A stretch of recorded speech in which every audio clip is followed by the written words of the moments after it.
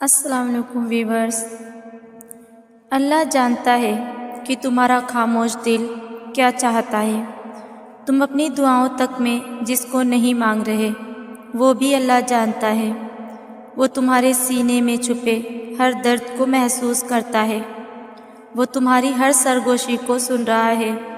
ہو سکتا ہے تم سمجھ رہی ہو اس وقت وہ تمہیں جواب نہیں دے رہا، مگر وہ تمہارے لیے بہترین منصوبے بنا رہا ہے۔ بے شک وہ بہترین کارساز ہے۔ اگر حضرت ابراہیم علیہ السلام کو آگ سے بچایا گیا تھا تو تمہیں بھی بچایا جائے گا۔ اگر حضرت موسیٰ علیہ السلام کے لیے راستہ بنا تھا تو تمہارے لیے بھی بنے گا۔ ان کا رب بھی وہی تھا جو تمہارا ہے، لیکن فرق یہ ہے کہ تم یقین کے ساتھ صبر نہیں کرتے۔ خدا کے راستے پر اس کی مدد آتی ہے، مگر صبر کرنا ہوگا، ہر حال میں سجدہ کرنا ہوگا۔ وہ تمہیں ہمیشہ وہ عطا کرتا ہے جو بہترین ہوتا ہے۔ ضروری تو نہیں کہ اللہ نیک اور پرہیزگار لوگوں کو ہی ملے، کبھی کبھی مجھ جیسے گناہگار کو بھی اللہ بہت قریب محسوس ہوتا ہے۔ اللہ کبھی نہیں کہتا تم گناہگار ہو تو میں تمہاری کیوں سنوں، بلکہ وہ تو کہتا ہے کہ آؤ سناؤ مجھے اپنی کہانی، میں سنوں گا، ایک ایک حرف سنوں گا۔ ہو سکتا ہے کہ اللہ آپ کو وہ چیز نہ دے جو آپ مانگ کر رہے ہو، وہ آپ کو انتظار کروا سکتا ہے، کیونکہ وہ چاہتا ہے کہ آپ اس کو پکاریں۔ جب آپ نے اپنا پہلا قدم اس کی طرف بڑھایا تو اس نے آپ کو دیکھا، اور اب وہ آپ کا ہر قدم اپنی طرف بڑھتا دیکھنا چاہتا ہے۔ جب آپ فجر کے لیے اٹھے اس نے آپ کی دعائیں سنی ہیں۔ اللہ نہیں چاہتا کہ آپ اسے فراموش کرو۔ جب اللہ آپ کو وہ دے دے جو آپ مانگ رہے ہو، لہٰذا اللہ آپ کو انتظار کروا رہا ہے تاکہ جب آپ کو وہ چیز ملے جو آپ کا دل مانگ رہا ہے تو آپ اللہ کے اور بھی قریب ہو جائیں۔ آپ اسے چھوڑنے کے بارے میں کبھی نہیں سوچیں گے، اسے کبھی نہیں بھولیں گے۔ صرف اللہ ہی ہمیں تھام سکتا ہے، سہارا دے کر اٹھا سکتا ہے۔ بندوں کے سہارے واقعی بڑے کمزور ہیں، خواہ وہ اس کے مخلص بندے ہی کیوں نہ ہوں۔ جب آپ گر جاتے ہیں تو وہی ہر پتے تک کی حرکت سے بھی واقف ہے۔ وہ رب العالمین آپ کی حالت جانتا ہے۔ وہ الودود آپ کو ڈھارس دیتا ہے۔ وہ الرحیم آپ کو گناہوں کی اس دلدل میں بہت اندر تک ڈوبنے سے بچا لیتا ہے۔ وہ الغفور آپ سے گناہوں کے بوجھ ہٹا کر آپ کو وقار سے چلنا سکھاتا ہے۔ وہ جب آپ کا دل ڈوب رہا ہوتا ہے، وہ جب آپ اس کو کھو دینے سے ڈر رہے ہوتے ہیں، وہی المومن آپ کو اس خوف سے امن دیتا ہے۔ وہ العزیز بندے کے عیب چھپا کر اسے بندوں میں معزز کر دیتا ہے۔ جب ہم اس رب پر کامل یقین رکھتے ہیں تو وہ ہمیں اکثر دکھائی دینے لگتا ہے۔ کبھی وہ ہمیں ہمارے بڑے مسائل حل کر کے اچانک نظر آ جاتا ہے، تو کبھی ہمارے بے چین دل کو اچانک راحت دیتے ہوئے نظر آتا ہے۔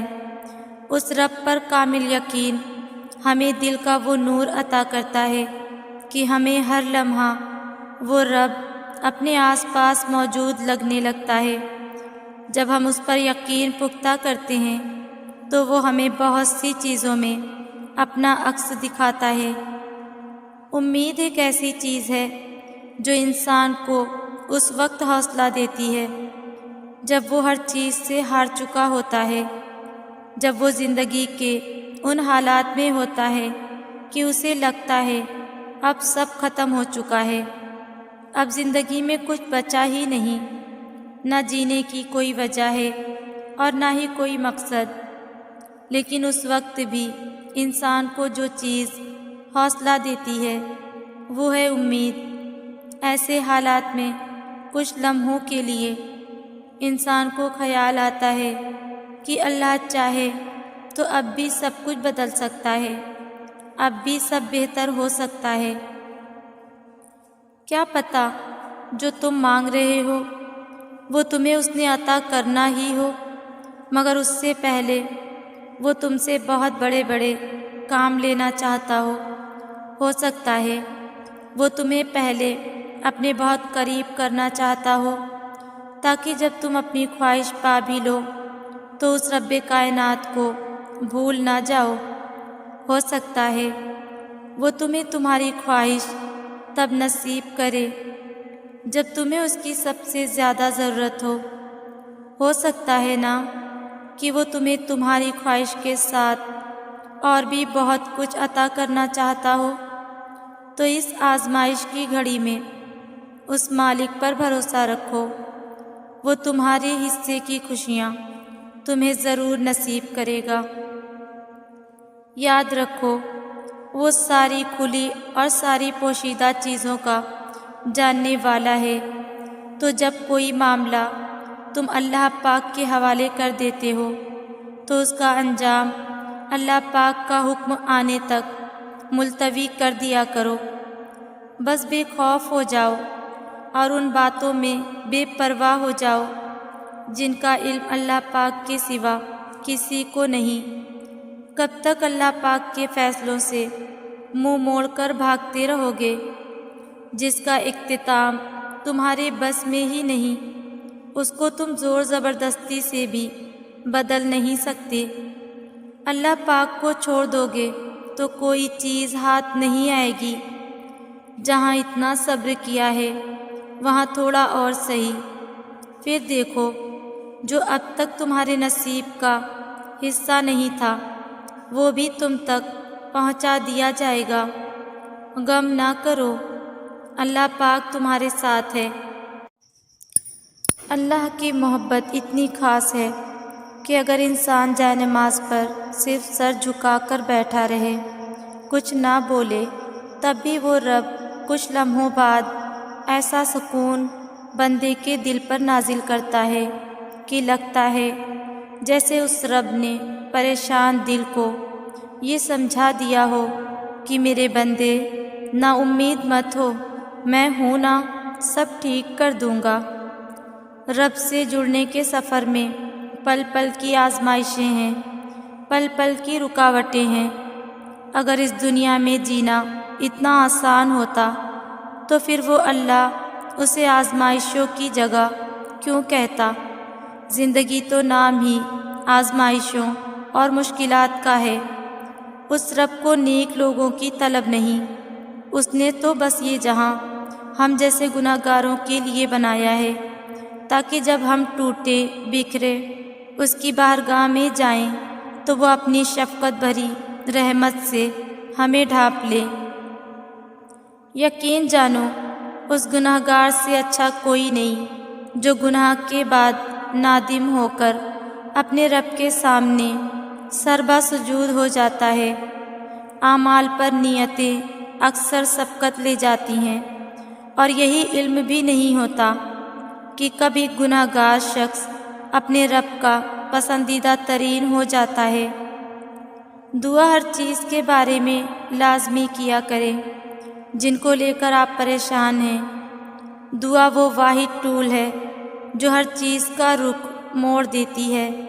دعا کے ذریعے اللہ کو اپنی ہر چیز سے آگاہ کیا کریں، اپنی دکھ تکلیفیں اور نہ صرف غم بلکہ خوشیوں میں بھی بھرپور باتیں اللہ سے کیا کریں۔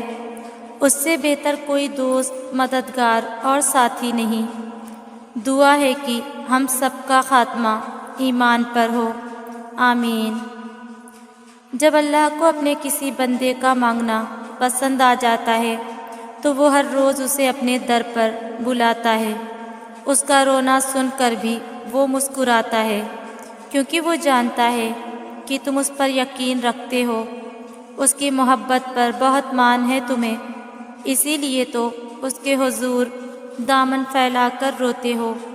اور جانتے ہو تب اللہ تمہاری دعائیں سننے کے باوجود عطا کرنے میں دیری کیوں کرتا ہے؟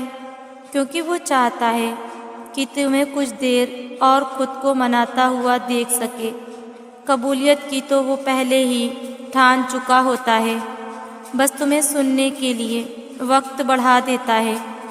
تو پھر اسے مناتے رہو، کیا پتہ تمہارا منانا ہی اسے پسند آ جائے اور وہ تمہیں تمہاری چاہت سے نواز دے۔